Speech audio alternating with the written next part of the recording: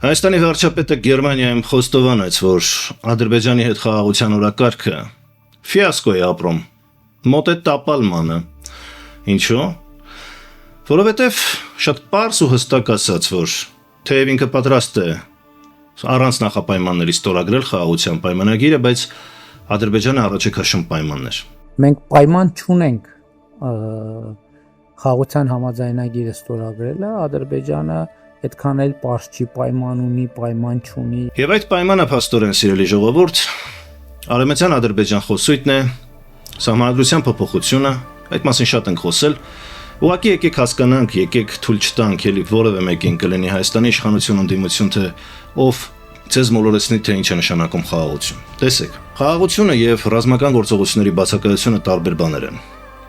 Ռազմական գործողությունների բացակայությունն այսօր ձեզ ներկայացվում է որպես խաղաղություն։ Դրանք ինչով են իրարից տարբերվում։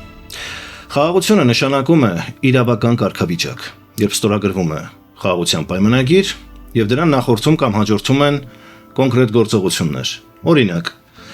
գերիների փոխանակում, ռազմագերիների, սահմանների ճանաչում փոխադարձ, սահմանազատում եւ սահմանագծում, որ այս երկուսն էլ դեռևս տեղի չի ունեցել։ Միջպետական պայմանագրեր դիվանագիտական հարաբերություններ հաստատելու մասին, մշակութային փոխայցեր, սահմանների բացում։ Այս ամեն ինչը գոյություն չունի, սա է խաղաղությունը։ Դա կարող ենք անվանել ինստիտուցիոնալ խաղաղություն եւ դա անպայման ունի իրավական հետևանքներ։ Այսօրվա խաղաղությունը ճակերտավոր ընդհանրապես զինադադար եւ հրադադար, որովհետեւ նույնիսկ այդ պայմաններում կարելի է ապրել տասնամյակներ։ Ես ձեզ կարող եմ բերել հյուսիսային եւ հարավային Կորեաների օրինակը, որտեղ 70 տարի է որևէ սահմանային միջադեպ չի եղել, պատերազմ, ռազմական գործողություններ։ Հասկանում եք, 70 տարի, բայց այդ պետությունները հակամարտության մեջ են եւ նրանց կոնֆլիկտը չի լուծվել։ Այսինքն այն խոսույթը, որ տեսեք մի տարի է, 2 տարի է չեն կրակում, դա չի նշանակում խաղաղություն։ Դա նշանակում է ռազմական գործողությունների բացակայություն եւ հրադադար։ Նույնիսկ այդ պայմաններում հնարավոր են կոմունիկացիաների ապաշրջափակում առևտուր։ Օրինակ Հայաստանի եւ Թուրքիայի միջև փաստացի գոյություն ունի հակամարտություն, չկան դիվանագիտական հարաբերություններ, դա խաղաղություն չէ։ Բայց նաեւ ռազմական գործողություններ չկան, կա առևտուր, կա ազատ վիզային ռեժիմ։ Դա հնարավոր է հակամարտող երկրների միջև, բայց դա չի նշանակում խաղաղություն։ Դա նշանակում է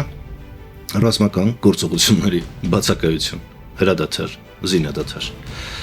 Բայց կա կոնֆլիկտ։ Հիմա Հայաստանի իշխանությունները դա են մոլորեցնում, որովհետև ունեն մոտիվացիա ընտրություններում վերընտրվելու։ Ուրիշ պատճառ չկա։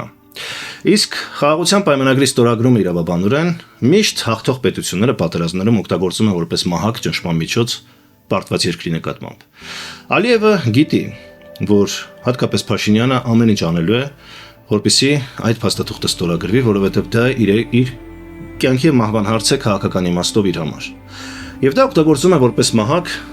առանց ռազմական գործողությունների հասնելու իր մաքսիմում նպատակներին։ Եվ սա կոչվում է հակամարտության շարունակություն։ Խաղաղություն չկա, կրկնում եմ, կա զինադադար։ Եվ Ալիևը շարունակում է պատերազմը դիվանագիտական ճանապարհով։ Շարունակում է պատերազմը, հարձակումները դիվանագիտական ճակատում, ստորացնելով եւ փորձելով Հայաստանի պարտված իշխանություններից կորզել ավելին։ Իսկ նրանք դա անում են կամավոր եւ կարելի ասել նույնիսկ հաճույքով։ Սա է իրականությունը, ինչ էլ ձեզ խաբեն։ Հետևաբար առաջիկա ընտրություններում թույլ չտաք, որ ձեզ ասեն խաղաղություն է հաստատվել։ Խաղաղություն չի հաստատվել եւ հենց ինքը Հայաստանի վարչապետը դա խոստովանեց, որովհետեւ խաղաղությունը լինում է ստորագրությամբ, առանց նախապայմանների, փոխադարձ ճանաչումով։